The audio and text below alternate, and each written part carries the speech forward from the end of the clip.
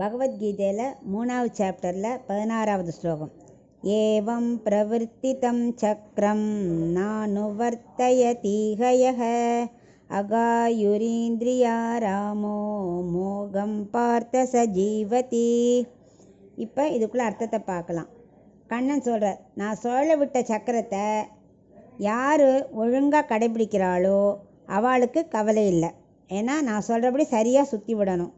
அப்படி இல்லாமல் அதை உடச்சிண்டு தான் இஷ்டத்துக்கு பண்ணுறான் இல்லையா, அவன் வாடுற வாழ்க்கையே வீண். அவன் செய்கிறது எல்லாமே பாவம். அந்த நாட்களே பாவம். ஒவ்வொரு நாளும் அவன் வாழறது பாவம்தான். அவன் ஆத்மாவிற்காக வாழலை, இந்திரிய சுகத்துக்காக வாழறான். தான் குடும்பம்னு அப்படி எண்ணி வாழறான். ஸோ அப்படிப்பட்டவன் ஒரு வாழறதே வீண் அப்படின்ட்டு சொல்கிறார்.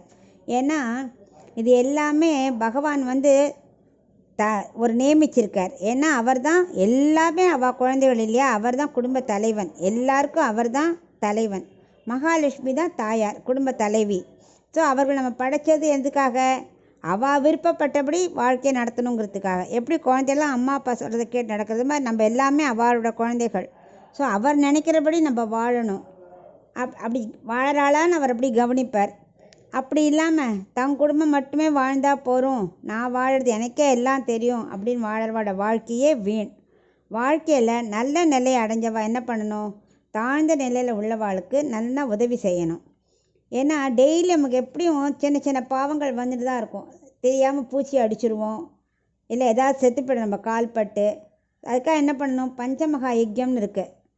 பிரம்ம யஜ்யம், பூத யஜ்யம், அப்படி ஒரு 5 யஜ்யம் இருக்குது. அதை நம்ம டெய்லி செய்யணும். அப்போ தான் நமக்கு உள்ள பாவம் குறையும். அது இல்லாமல் நம்ம சுகம் வாழக்கூடாது. ஏழைகளுக்கு ஹெல்ப் பண்ணணும், இல்லை கோவில் கைங்கரியம் பண்ணணும், நல்ல வசதி இருக்கிறவா குளம் வெட்டி அது மாதிரி காரியங்கள்லாம் பண்ணணும். அப்போனா தான் இந்த அவர் சொன்ன சக்கரம் தர்ம சக்கரமாக இருக்கும், ஒழுங்காக போகும். ஜீவாத்மால சரீரம், யஜ்யம், மழை, அன்னம், ஜீவராசிகள்லாம் ஒரு சொன்னாரே, அது பிரகாரம் ஒழுங்காக இருக்கும் அப்படின்னு அவர் விவரிக்கிறார்.